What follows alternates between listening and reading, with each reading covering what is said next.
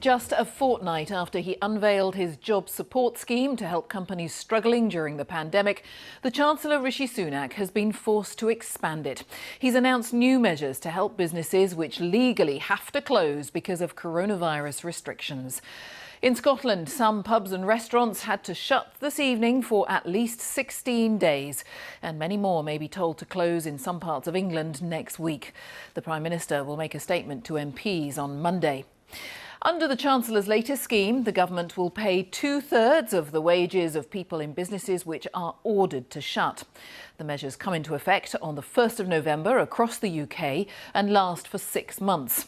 And for affected firms in England, there's an increase in grants, with up to £3,000 a month paid every fortnight. But some businesses say they can't survive another period of closure, even with financial assistance. Here's our Consumer Affairs correspondent, Sarah Corker. Local lockdowns and reduced opening hours are already hurting hospitality. On the edge of Greater Manchester, Altrincham has been under tighter rules since July. And the prospect of pubs and restaurants being forced to close in areas with high infection rates has angered business owners. It's disastrous because the minute the tap is turned off, you've got no ability to generate any income.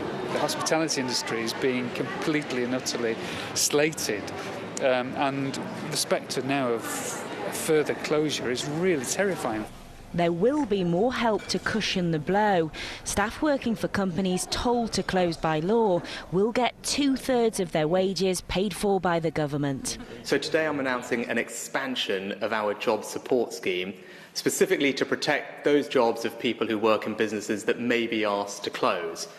If that happens, those workers will receive 2/3 of their wages for the time that they're unable to go to work.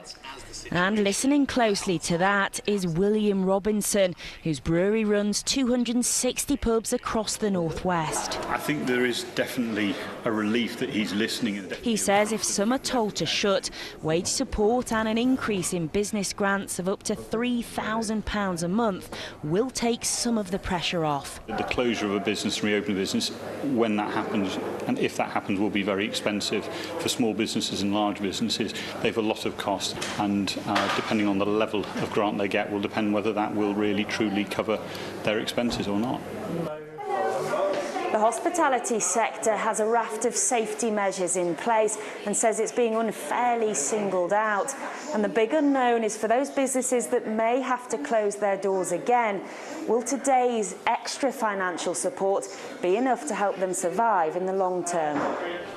The landlady of the Bull's Head in Trafford fears a difficult winter ahead. The future is very uncertain and it's quite scary. You know, we've done a beer order. Do I need the beer?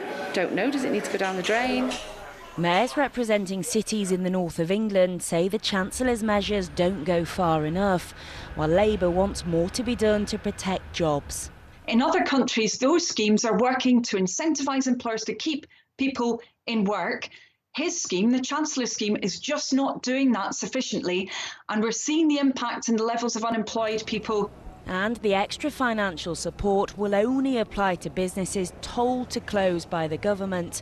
And all this at the start of what should be the lucrative Christmas period. Sarah Corker, BBC News in Greater Manchester. Well, let's talk first to our economics editor, Faisal Islam. And what's your assessment of the scale of what Rishi Sunak announced today? Well, the Treasury says this isn't a U-turn. They've been listening to the voices of the likes of the northern mayors and changing circumstances. But there's a partial reverse. Essentially, this is the continuation for a smaller number of the original furlough scheme that was due to stop at the end of this month. But the scope is much smaller. We're talking about a few 100,000 workers. We don't actually know whom, because it depends, of course, on which sectors in which cities and regions are actually shut down. We'll find that out soon. We're talking a few 100,000, we're talking a few 100 million a month. not billions and billions. And that's because the government wants to target support. Its strategy, even as on some metrics we're at the same sort of level of the infection as we were in March when the original lockdown happened, they want to deal with this locally. And that's because of the economy. And we had more figures today and another reminder of the sheer impact that this pandemic is having on the broader economy. Yes, obviously, remember, a huge hit to the economy because of the widespread national shutdown back in April. I think we can show you a chart of that, and you'll see that big sort of cliff, that V shape, and that was in April. Now, we started to get a bounce back in the economy. It was growing pretty rapidly as the lights switched back on. That has begun to slow down in August, raising some fears that the recovery is beginning to peter out even before we have the prospect of these new restrictions. All right, Faisal, for now, thank you, Faisal Islam. And let's talk as well to our political correspondent, Alex Forsyth. And we know tonight, Alex, that we will be hearing from Boris Johnson on Monday.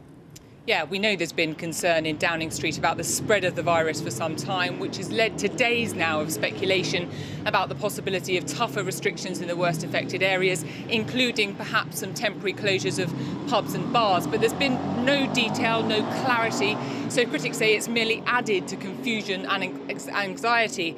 And I think that is in part why we had that statement from the Chancellor today, an attempt to reassure that support will be in place for businesses that might have to close, but still no detail of when or where that might happen. So we will hear from the Prime Minister, who will address Parliament on Monday to set out the next steps. And tonight, Number 10 has written to some of the MPs from the North West and said it's very likely that certain local areas will face further restrictions. Now, we expect there'll be a 3-tier system introduced with different measures depending on the severity of cases in each area. And Downing Street is very keen to stress that local leaders will be involved in making those decisions before they're implemented. Something of an acknowledgement, I think, of the frustration and anger that some local and regional leaders have felt in the way that restrictions have been managed so far. So the details will be pinned down in a series of meetings taking place in Downing Street over the weekend. But I think it's pretty fair to assume at this point that the package of measures that the Chancellor announced today will be put to the test fairly soon. All right, Alex, thank you. Alex Forsyth.